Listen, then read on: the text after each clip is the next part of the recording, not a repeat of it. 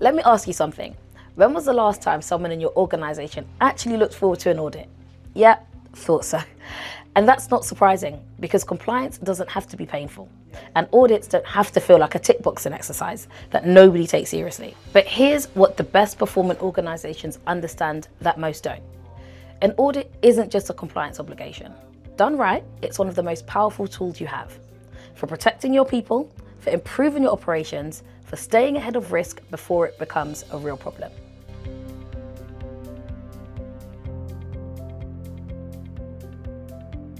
Hey, I'm Kayleigh, and in this video, I'm walking you through a practical framework for running a high-performing audit. We're covering the fundamentals, the 6-step process, and how the right technology can completely transform what's possible for your business.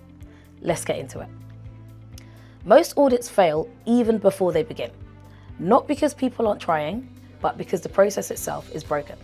Think about what a traditional audit actually looks like. Someone turns up with a clipboard or opens a spreadsheet.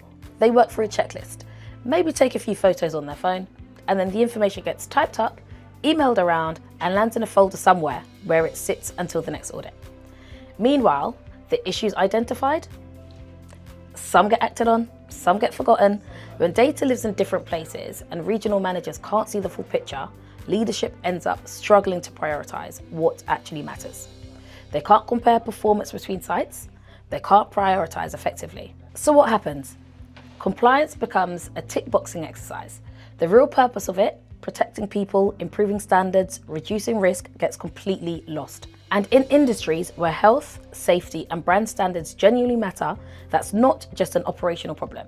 That's a serious business risk. The good news, there is a better way. And it starts with getting 2 fundamental concepts right.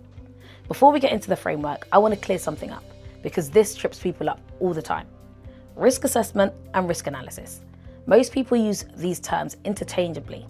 They're not the same thing, and confusing them is one of the biggest blind spots in compliance. So here's the difference. A risk assessment is the big picture. It's the full process, identifying hazards, putting controls in place, documenting your findings, reviewing regularly. Think of it as your organization's overall approach to managing risk, the safety net that covers your whole operation. The risk assessment process typically moves through these stages. Hazard identification, what could cause harm? Risk analysis, how serious it is and how likely. Control implementation, what measures we put in place.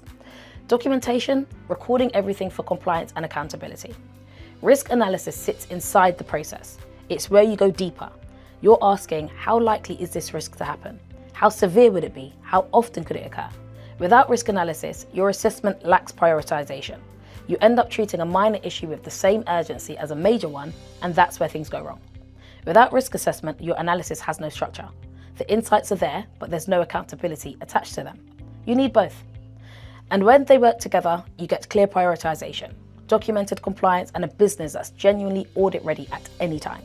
If you want to find out more about the Serve First Audit app, how we build it specifically around your existing audits, your health and safety processes, and your compliance needs, the link is in the description.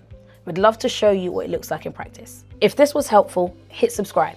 We're putting out content on operational performance, compliance, and what it actually takes to run a well-prepared business.